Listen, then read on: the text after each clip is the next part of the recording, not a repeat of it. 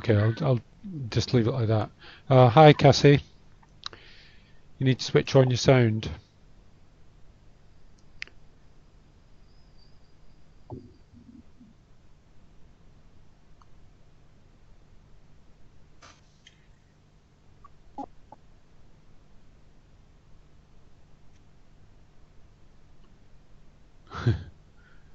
Just wait for Cassie to switch on her sound and then. Okay. Hello. Hiya. I can hear you. Hi, Cassie. Video should come on in a minute. Video, right. Oh, there we go. All right. Here Yeah. So yeah, we're bang on time now. So I expect we can probably expect other people to pop in the next few minutes. Just keep popping in. But I didn't have anything specific planned for this evening. Just to field questions really about the material you've been studying. And I've got a couple of PowerPoints handy that we can look at if we need to try and elucidate any points. But that's as far as I've got really. How are you finding the Materia Medica? Should we just say hellos for a while because. Hi. Hi, Ali. Hi, Ali. Hiya. Good. Hello.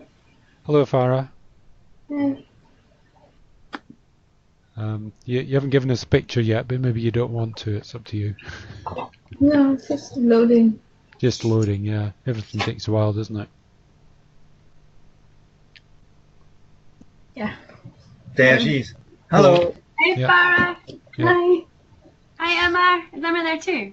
Hi. Oh, yeah, I'm here. Who's? Oh, Emma. Oh, hi. Hi, Donald. All right. Yes. Yeah. I was thinking you replaced Farah, but you hadn't. Oh, Anyway. you're in Oh, the what's happened to dispensary. Raphael? Is Raphael gone now? No, I'm here. I just Oh. got kicked away by Emma. She took my Sorry, All place. right. Raphael. Okay. There you go, Come you're back back. I wonder if it's got a limit to the number of. I'll set a limit or something. I don't know. Yeah. Not said much so far. I guess what time is it? 18:02. Should we just give it another few minutes, see who else comes in, and then won't be repeating myself. Donald, are you in the dispensary? I'm in my dispensary. Yeah. You want That's to look? exciting. So that's all my tinctures up in the shelves there, and right at the back there's some dried herbs in drawers, but I can't really get them all in the drawers, so they're stacked up all over the place, and old files on the back.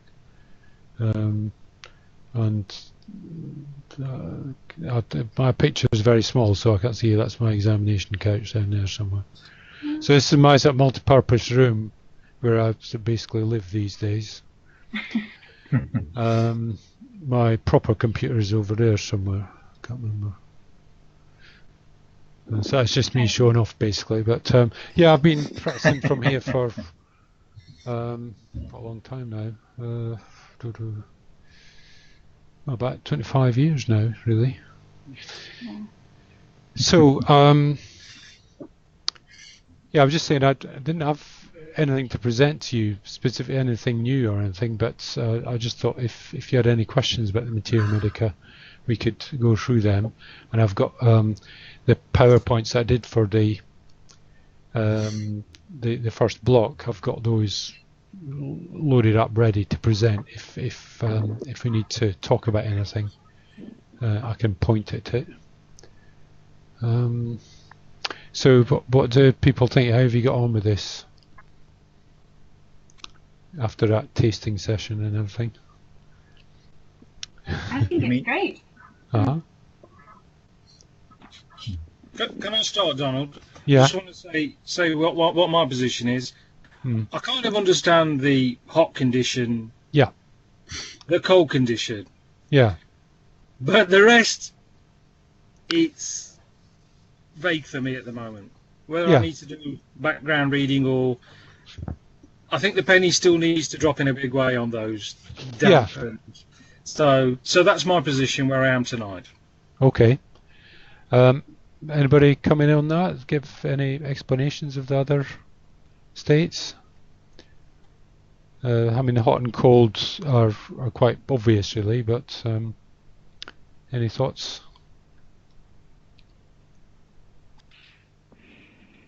It doesn't matter if you get it wrong. Yeah, carry on, Emma. Well, I don't know. Like, I think, I like having read it sort of once and then looked at it a couple of times.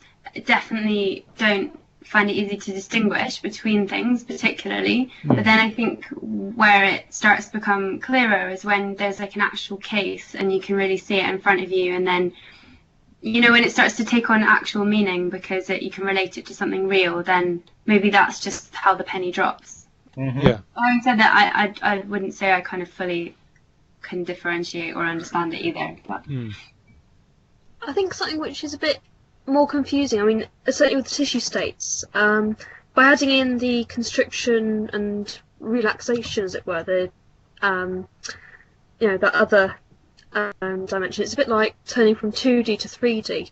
So I'm used to thinking in terms of the forms, and you can almost plot or according to trait where somebody is. But with this, it's almost like adding a completely different element, which is slightly hard to work out, I think. Yeah.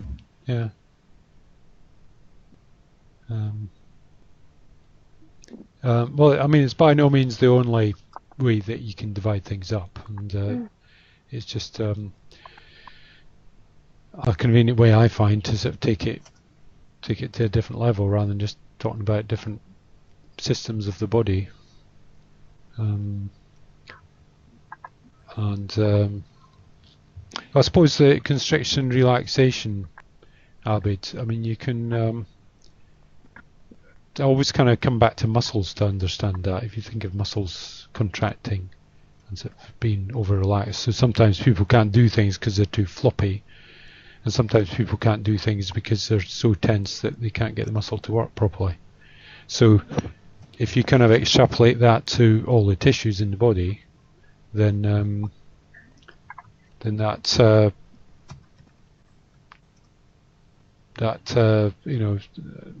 gives you more of a view. I'm just trying to get your pictures a bit bigger because you're so small on my screen, but I'm used to these massive big screens and two of them, so sort of trying to deal with a laptop is a bit limiting for me.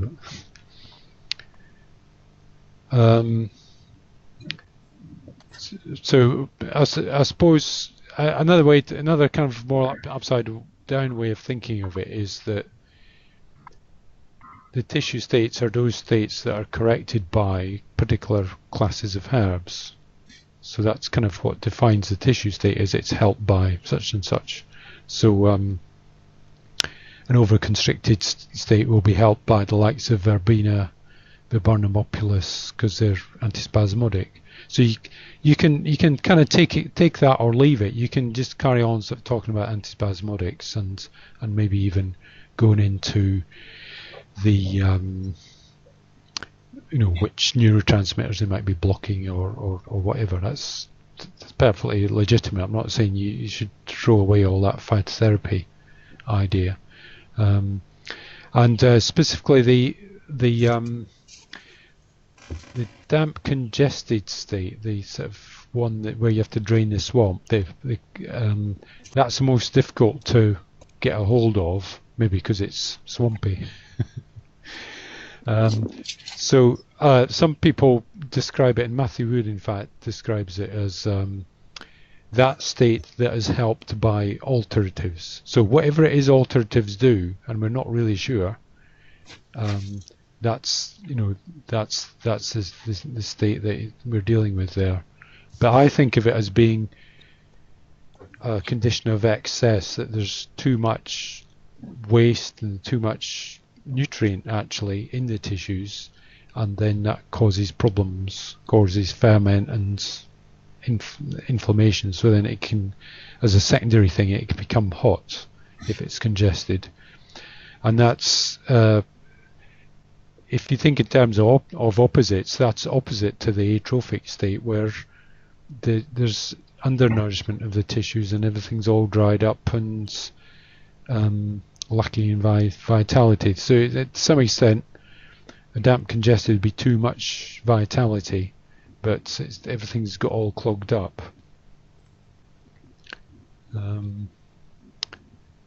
Donald? Yeah. Do you have any kind of advice on when there seems to be like a really complicated picture, where almost like contradictory picture sometimes? Yes. Just because that's the bit that I find really difficult, is when somebody has evidently got like an awful lot going on, and it seems like there's sort of some actions causing like the opposite actions to come about. I'm not sure if I'm articulating this very well, but it just seems really difficult to get a handle on those kinds of examples. Well, can I fire up the PowerPoint so I can point at things? Well, sure. I don't know if I can actually point at things, but I can at least get different slides up and describe them. So, I mean, it sounds like a get out of jail free card, but how that sort of things could work where there's contradictory things going on is that maybe one part of the body is tensed up, and at the same time another part of the body is over relaxed. That would kind of make sense, wouldn't it? Right, so how are we doing with this PowerPoint? Can everybody see it properly? Yes. And can you see the colours? Yes. Yeah. Raphael, you tend to have trouble with Firefox, don't you? You still there, Raphael? Because I can't see everybody's picture for some reason. It only puts a limited number on there. I'm heavy breathing now. I don't know what's happening to my microphone. I'll try and keep still, I think. I keep pulling the headset to pieces because it's a very cheap one, I think, that the colleges give. Not that I'm moaning about the college at all. Right, so let's see. This might be a bit. You can actually change the size of the presentation. I don't know if that is me. Something's making horrible noises in my ears. Yeah, oh, that's a bit bigger now, but I can't see you. But I could. So anyway, I was thinking that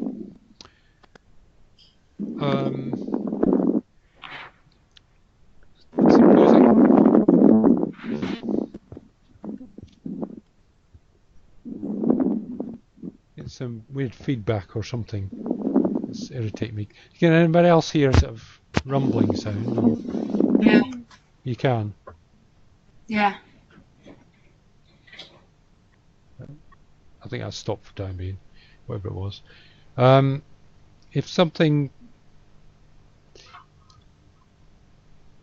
if somebody's constricted in one area and relaxed in another, and you're not sure, should I give relaxing remedies to reduce the constriction, or astringent remedies to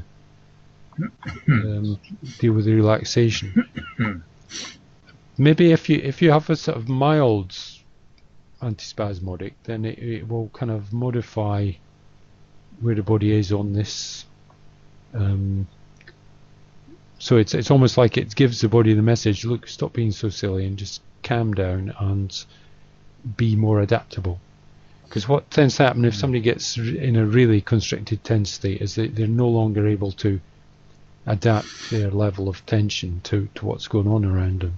So they're just sort of in a permanent state of tension, and what can then happen eventually is the tissues become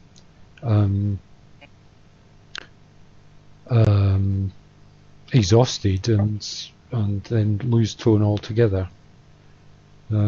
So I suppose another point I was going to make is that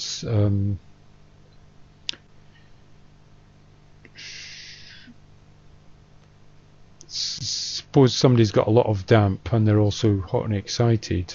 If you use sedatives, not only do you bring this down, but you might sort of bring these to a different place as well. So by reducing one tissue state, then you sort of you change the others around it as well. So it's not just a simple case of operating on one.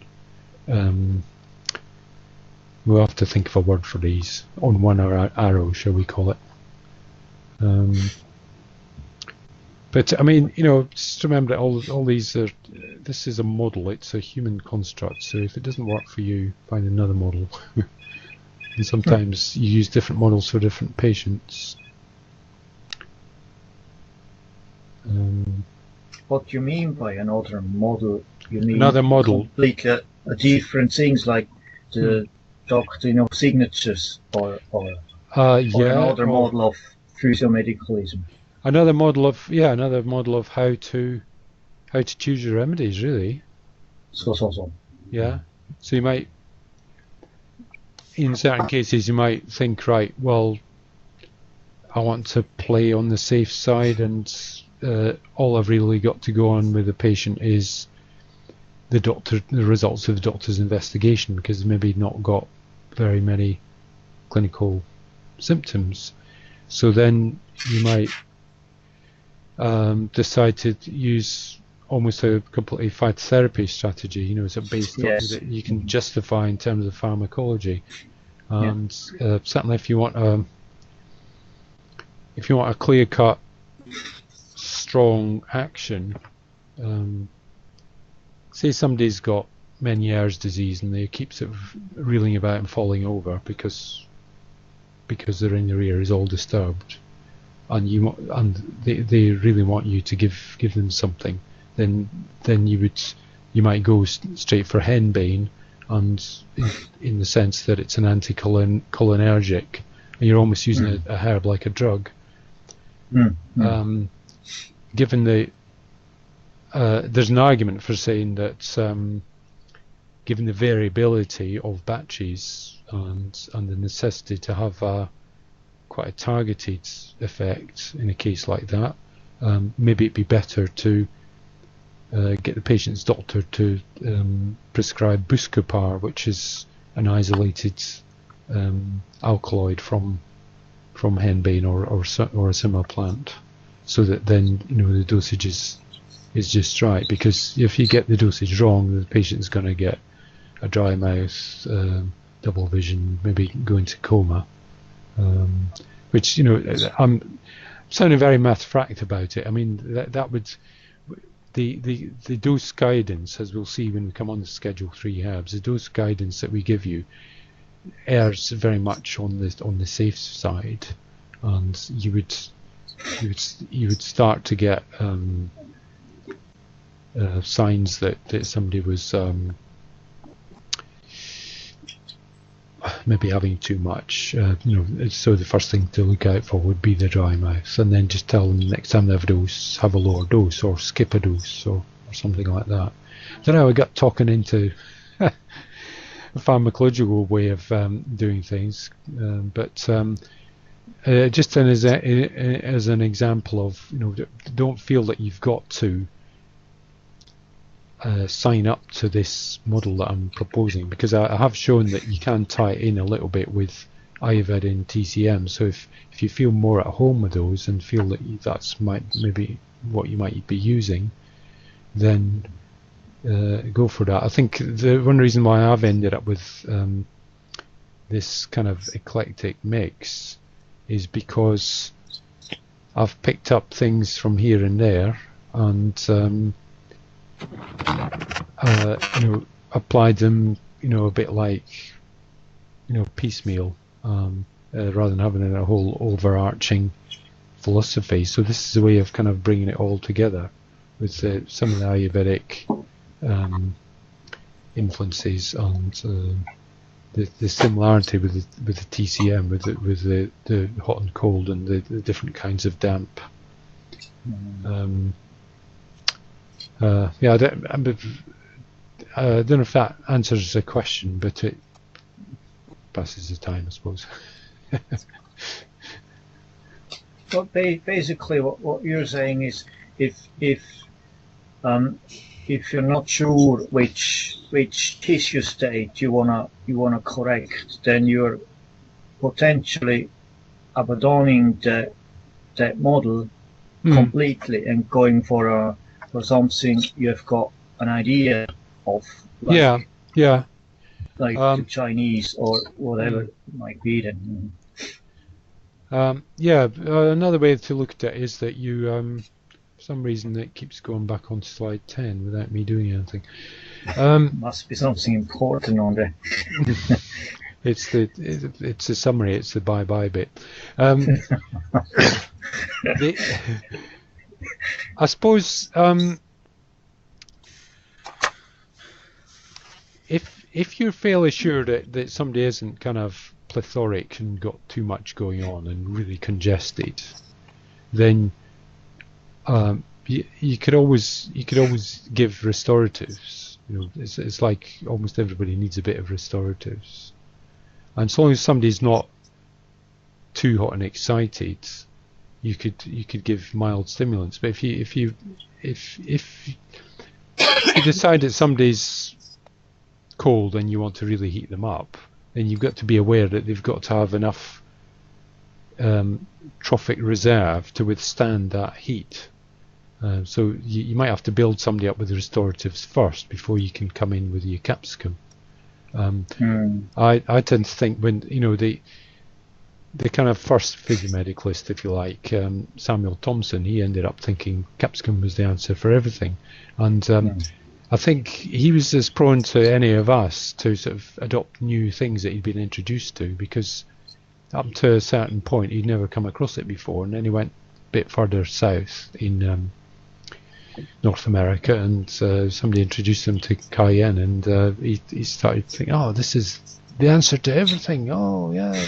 So he developed the idea that all disease comes from cold, and the thing to do was to just heat people up and it'll all solve everything. Well, that's fine if you've got a strong constitution, a strong vitality, which maybe people would have if they were pioneers in the early United States, because otherwise they would have died out.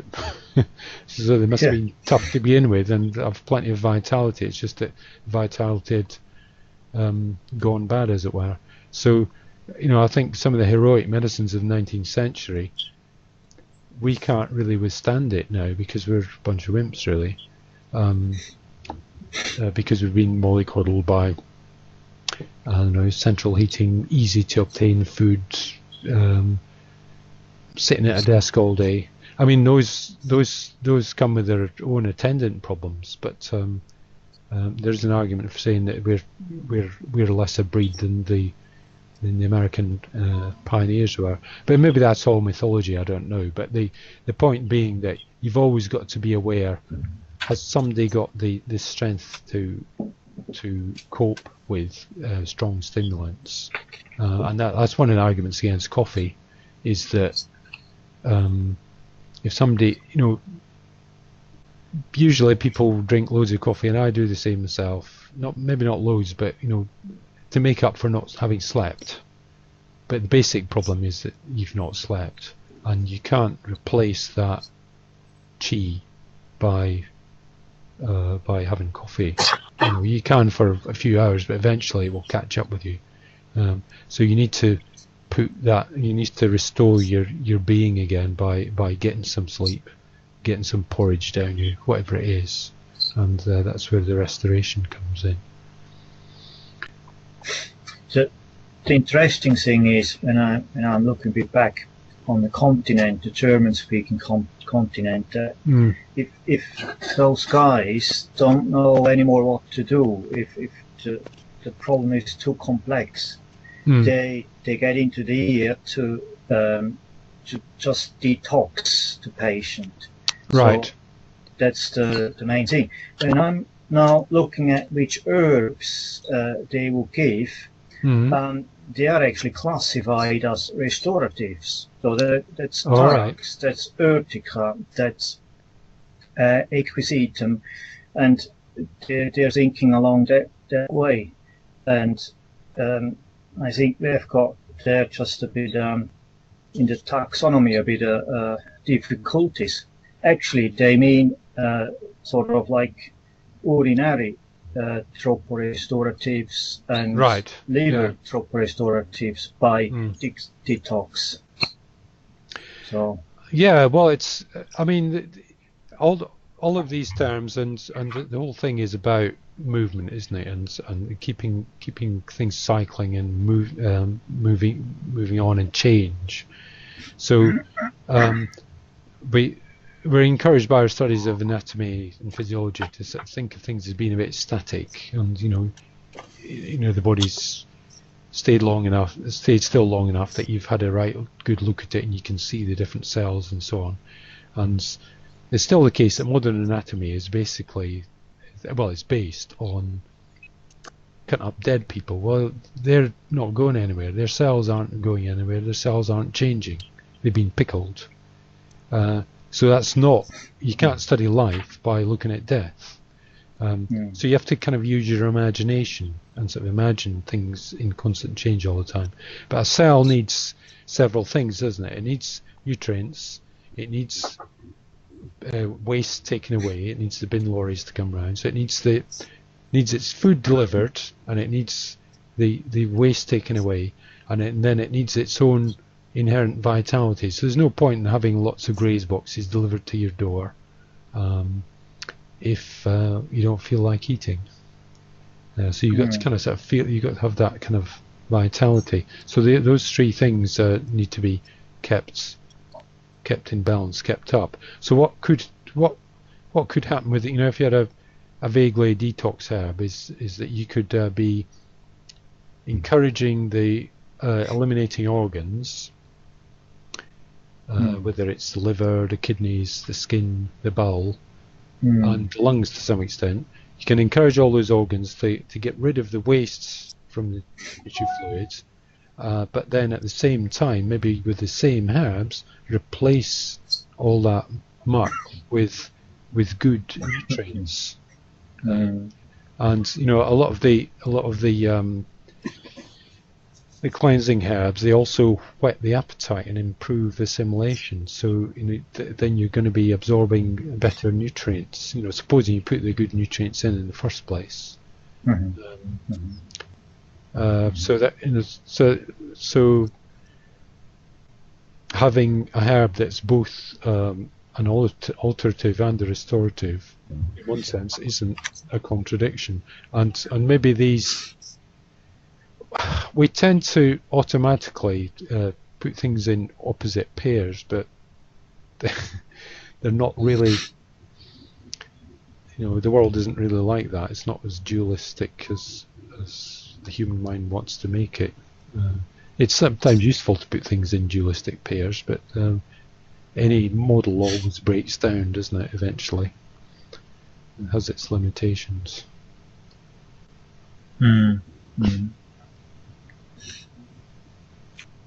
So, Donald, looking at this diagram with the colours, how often would you expect us, not in the present time, as finished article practitioners, to be able to get our patient right in the middle of all the different colours? The intersection? I see what you mean, depend on the patients you get. It's a bit like making silk purses out of sow's ears. I mean, well, that's a very terrible expression, because not very, that's not very respectful, is it? I find that you get the best results when somebody is younger and they've maybe not got that much wrong with them. But what is wrong could be quite spectacular. But it's just one kind of sort of problem. So they're starting off more or less in balance, but there's temporary imbalance. So then you manage to sort them out quite quickly. And children fall into that category as well. So you might have somebody who's been really off and on poorly for the first 5 years of their lives, loads of antibiotics and all the rest of it.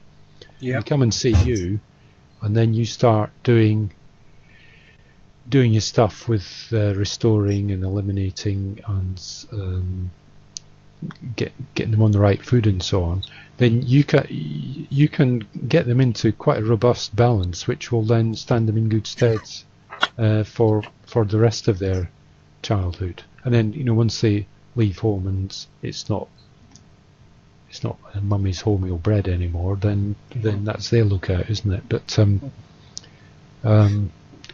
yeah, and of course, the longer that people have been ill and the longer that they've been taking conventional medicine, the more and more unbalanced they're going to get, and there's more and more layers that you have to sort out. So those patients are going to be more difficult, and you will have to recognise that some people you cannot rescue and get back into that super balance.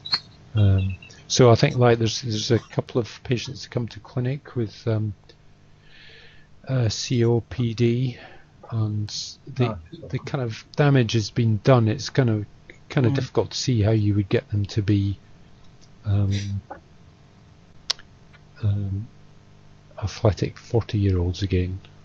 Yeah. With the best will in the world. Isn't there something about being in balance doesn't mean you're an athletic 14-year-old? It's like everyone's kind of point on the middle of that cross is different. Yeah. So isn't that really complicated as well sometimes? Because it's like if somebody is out of balance, it might not be that obvious to you what being balanced for that person is, kind of thing. Yeah. Well, yes.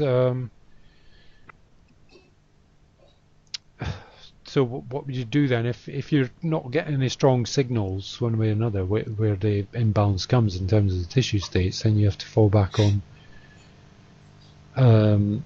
other ways of looking at things, and you might end up with an entirely symptomatic medicine. That, you know, the patient has come to you with some sort of complaints, and you end up having to use some kind of scattergun approach. Well, you know, they've got headaches. Could be nerves, could be circulation. You know, it's not clear whether it's too hot or too cold, so not quite sure what to do. But you put in maybe mild herbs that aren't gonna push things strongly one way or another, and then hope that will kind of sort of help things to shuffle down a bit. Of course, the other thing that you might be doing with giving a medicine is kind of provoking the patient such that whatever the imbalance is that is not really showing its true face will then become more apparent. It's almost like, you know, a healing crisis or something like that, so that you're pushing the patient towards some kind of crisis, so that then you can get a resolution. So when a patient comes back and says, well, I had this mild headache, and then you give them this medicine, and now I've got a raging gut ache as well, so you're not actually helping me, you just make matters worse. But what you've maybe done is made the imbalance more explicit, you know, because the body is quite good at suppressing things, especially if you're in the habit of ignoring the signals. You know, at a certain point, then the body says, well, what's the point of raising the alarm, because it just gets ignored anyway, so I'm not going to bother. There's some quite good books and work by an obstetrician called Michel Audin, who was an advocate of natural birth, but he had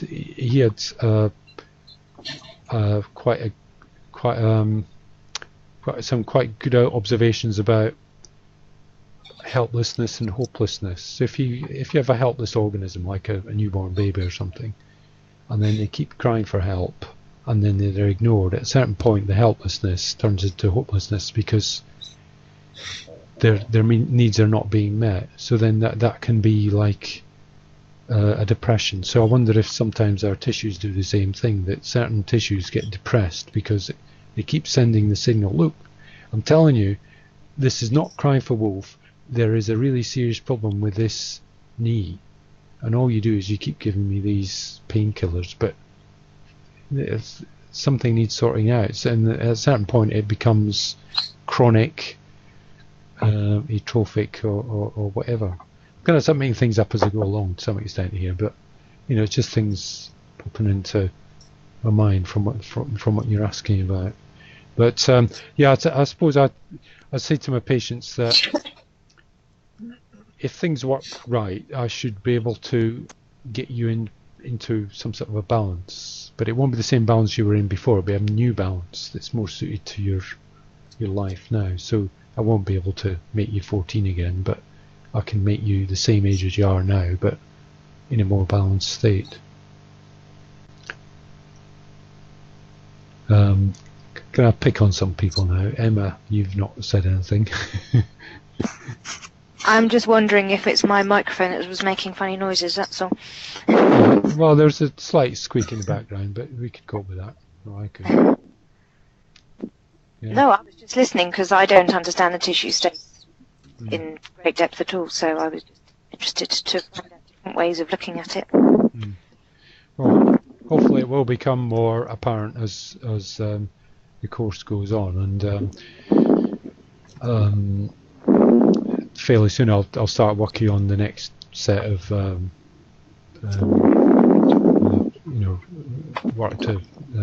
block of work to go through.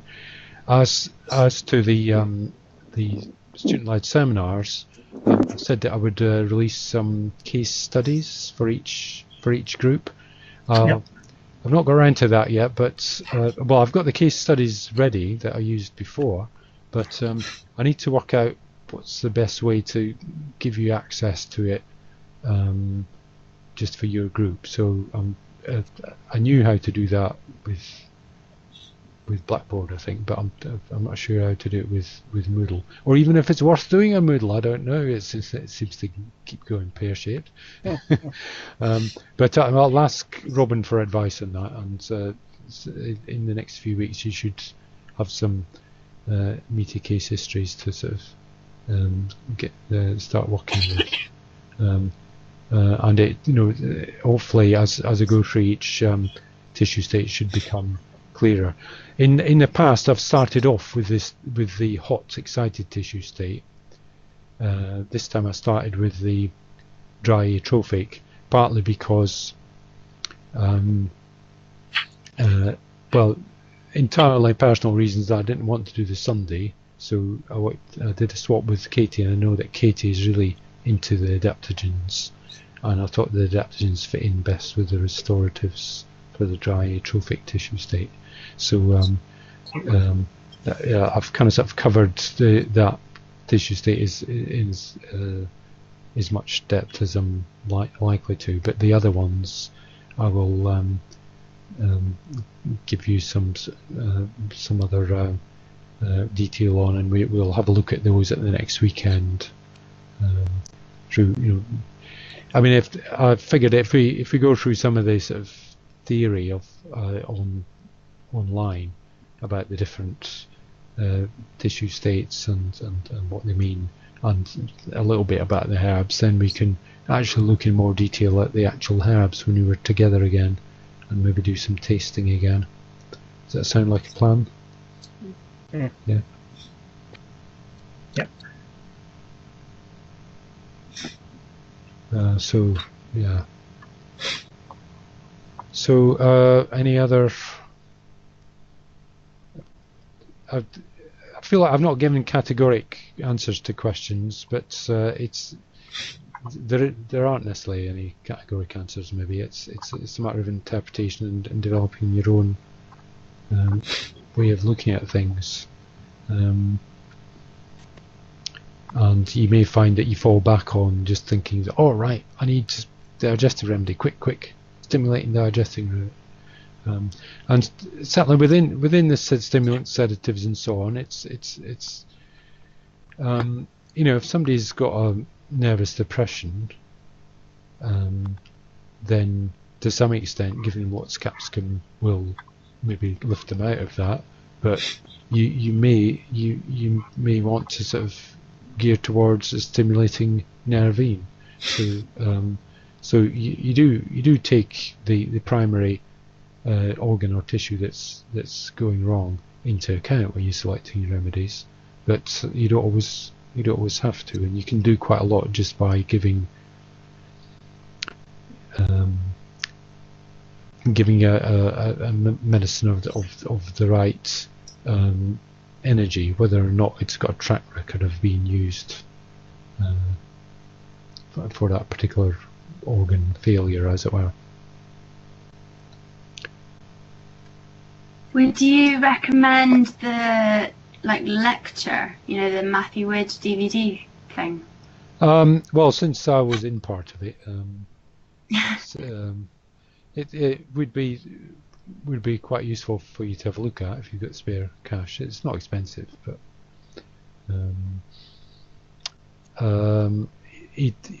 he's quite a lugubrious individual. It's just because he's from the Midwest, I think they're just like that there. But he covers a lot of the same ground as he does in the books, and the interesting thing is he's slightly crystallizing it more and more all the time. That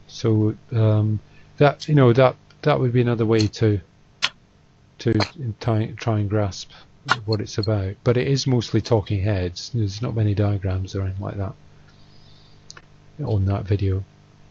And are there sort of other, because obviously Matthew Wood's written lots of things directly about this, but are there other kind of places to read about it as well?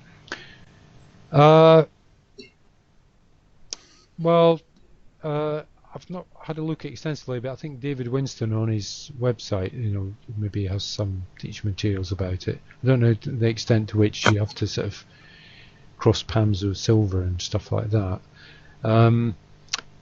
Another sort of take on some of the energetics is this Southwest School of Botanic Medicine. I think it's Michael Moore was the chap's name.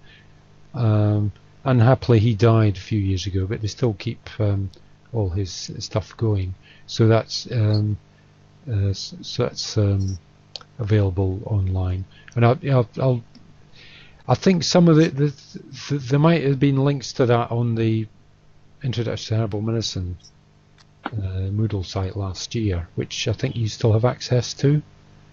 Some of the older works from turn of the 20th century, like the eclectics and so on, they're on Henrietta Hess's site. She's scanned in facsimiles of those. So the King's American Dispensatory and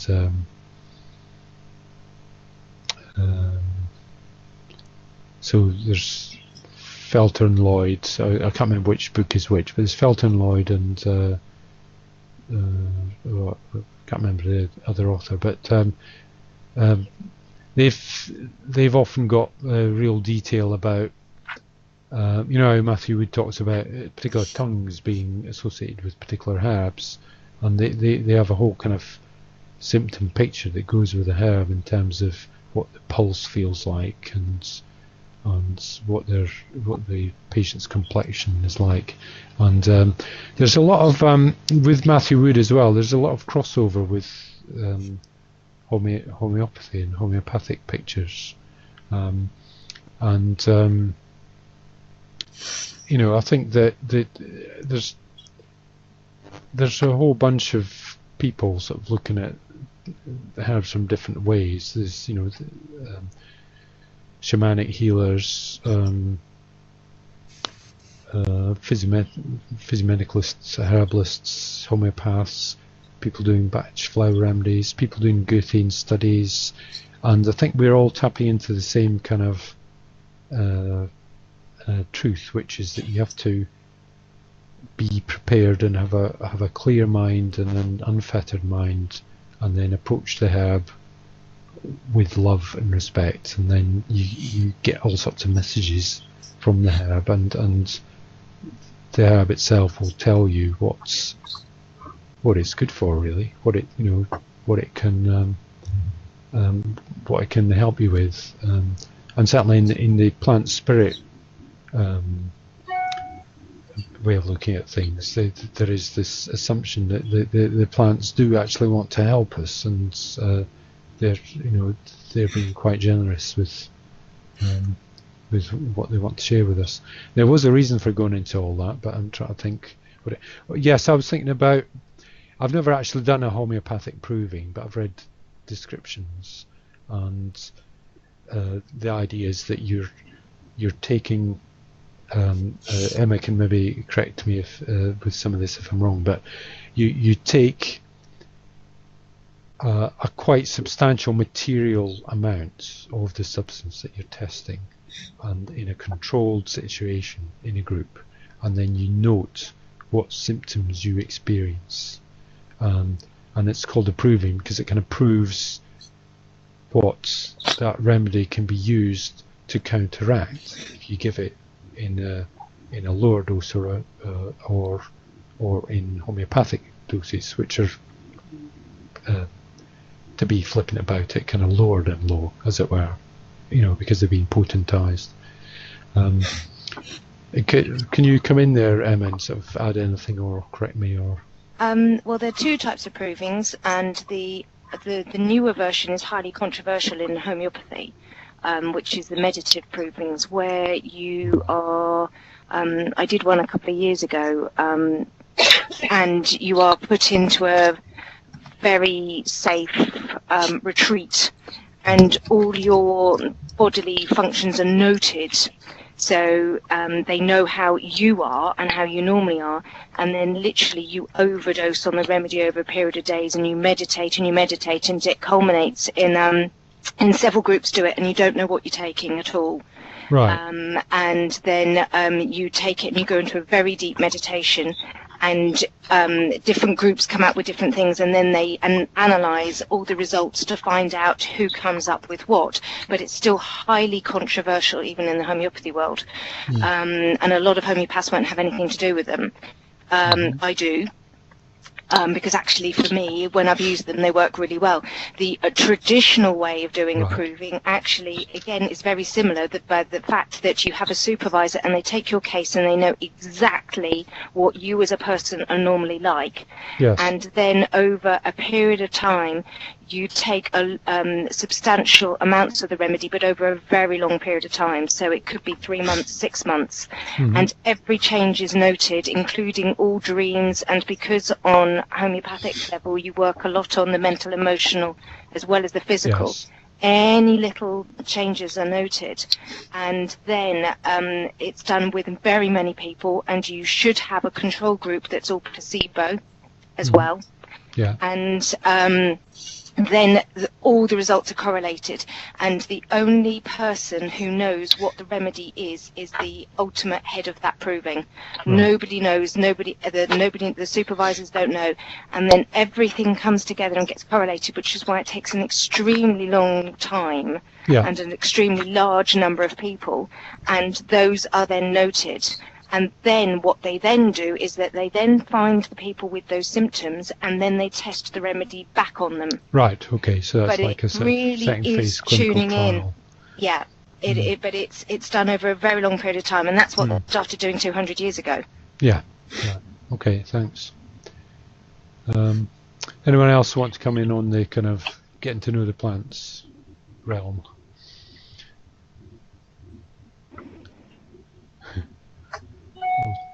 Ali?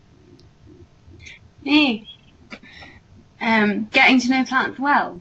Well, or the whole thing about it. My sort of way of getting to know plants well is to grow them and hang out with them. And that's not very sort of clinical, but I don't think I have up until this point been a very clinical sort of person. So I think, yeah, and like taking them yourself, and then I feel really disoriented quite often in the clinic when lots of herbs are mentioned that I only know about having read about them in a book. All right. Okay. So do you find yourself mentally falling behind because you can't imagine them? It's more like I don't feel like I know what I'm sort of giving someone. Yeah. Yeah. Yeah. So just feel much more comfortable saying, have some elderflower or whatever, and then that kind of makes sense to me. Whereas there's quite a lot of herbs that, and I don't even know what they look like, or I don't know if it's a tree or a root or a bush, or it only grows in the Himalayas or whatever, Yeah, I think I quite like the using plants that you know yourself approach. Well, one quick remedy for that is to just keep asking in clinic, or what kind of herb is that, or what, see what you can find out, because sometimes people are using it just because it's been described in a book or whatever, and maybe they don't actually know themselves what it looks like or feels like, but they might be able to give some kind of sort of picture of their mental picture of what it's doing. So just gather up all these little nuggets of information, but it seems perfectly reasonable to sort of want to stick with things that that you've been personally introduced to. So you're being very British about it, so you don't really want to use particular herbs because you haven't been personally introduced, so you don't know them. Yeah, I think that's true. Yeah. I think in the end I don't know, it's really difficult to argue with like adaptogens quite often, but we'll see, I guess. Abid, did you want to say something there at all? Well, from my side, I'm not really interested what colour the plants are, how tall they are, how wide they are, but I do find it interesting to do the tasting. Yeah. And I can't always express to people whether something is earthy or luminous or whatever, but the sensations from the taste that it sends to my brain, that taste registers with me. Yeah. And it allows me to have some attachment to when the herb is mentioned in clinic. Obviously, when you have your usually when you have your tinctures, I have tinctures of 3 or 4 5 different items, so I can't pick what is in there once they're all put together. But to taste the individual herbs, and for example, the ginger which I tasted at the last weekend, I feel it within seconds, straight in my heart area. The heat. Right. Yeah. And whereas I have ginger every day in the week at home, no problems. When I had that isolated small amount, the immediate impact on my heart, that kind of educated me, not in a painful way, but it's really registered with me for future. So right. There are the benefits of. I prefer the tasting rather than going out and about herb walking. So there's a positive for me from the classroom. Right. Well, was that quite uncomfortable then, that sort of heart sensation? Or? It was getting close to uncomfortable, but manageable. It's something that I have to be conscious of, that with my medical condition, that I'm not taking anything too contraindicated against me. Right. But the lesson, the sharing of information with my colleagues tonight and yourself is that's something, that ginger bar is something I have maybe twice a day sometimes at home in the curries and all the things that we have. But taking it on isolated, just that herb by itself was a bit of a challenge. So yeah, well, I think I was being a bit over the top with some of the teas. I was determined they were going to have a strong taste. Yeah. And it certainly had some strong reactions from some of you. It's interesting that there are certain traditional combinations of plants, aren't there, in foods and so on, and they're there. The combination is there for a reason, which is that maybe if everything tasted of, well, if you had something that tasted of just ginger and a lot of it, then maybe that is going to be too much for some people. So to make a food palatable for a wide range of people, maybe you have to modify the taste, and this is how the tastes all kind of blend in together. On the subject of taste, one of the first years shared a link to a website, and I'll have to dig it out and share it with you as well. Probably on Moodle, but if that doesn't work, then we'll find other ways around it. And it was a kind of taste wheel, and they got about 30 herbs, and they have different colours for different tastes and different applications, and they sort of tie in different tastes with different actions, different tastes and different colours. So it's a little bit different from what we're doing here, but there's a lot of overlap with it. Okay, that'll be interesting. Yeah, so I'll sort of try and dig that out and share it. Somebody sharpening a pencil, I heard earlier on. It sounded like. That was my mouse. Sorry. It's your mouse. Okay, it went stupid, did it? Yeah. Well, I'm trying to remind myself how to use a trackpad with this, and it's slightly off to one side, and everything's black. So just try. I was sort of poking around on like this on my computer, and I couldn't work out why nothing was happening. It's because it's sort of to the side, so that's better. That's just babbling on, really. Well, I kind of think we've come to a natural pause, unless there's anything pressing that anybody.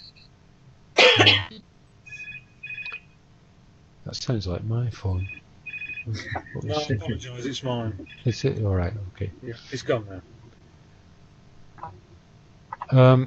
that a kind of useful conversation? We sort of covered some extra things, I suppose, that might intrigue or might irritate. Can we leave it there for tonight? And so you guys have come in tonight. I'd rather you didn't come in tomorrow morning as well, unless you're super keen, because otherwise it can get a bit crowded. This has worked reasonably well, I think. It's been quite a scramble trying to get it working over the weeks. But, Donald, I've got a question. It says here that you're recording. Does that mean that if we were unable to do one of these seminars, that we would be able to go back and look at this? Yes, I've been recording it, so I can. Well, I'm going to follow the instructions and try to sort of get some kind of file out of it, which I can share. Yes, I think that's less for me for the future. Once Raphael and Abid had joined, then I said, "Oh, I'm recording now," and I told they knew that, but I forgot to tell the rest of you. So if I'm not well, I can probably edit it, but I'd have to have a look at how to do it. So, but I mean, if anybody really doesn't want to be, I won't put it in the public domain. It'll just be shared with you guys. No, it's just that I went through the schedule and there's a few dates which I'm going to be a little bit tricky on. Right. Particularly the research methods one, because they seem to be 2 hours and a bit all over the place. Some of them Tuesday, some of them Friday. Yeah, it's good. Let's try to fit in with Yang's timetable. I think that a lot of them, there's only one of them as well, so that's going to be a problem. I think. Well, that's what I'm thinking. Problem. If they are recorded, if we could have a link to be able to go back and watch. That's my intention. Watch this space, and if it doesn't happen, give me a nudge in case I've just forgotten. And my natural instinct is to put everything up on Moodle, but over the last couple of weeks, I've started to think, that's not necessarily the answer always, but hopefully things will be sorted out in the future. Well, this morning was a bit desperate on the phone. When I phoned her to say, help, I can't get into Moodle, she said, eventually got a hold of her, and she said, things are going on and I don't know what's going on. No one's telling me anything, but I'm hoping we're going to be able to get it sorted soon. So. Yeah. Well, Kirsty was told that it was something to do with their new firewall, that they introduced a new firewall, and so it's kind of stopped people from actually doing anything. Which reminds me of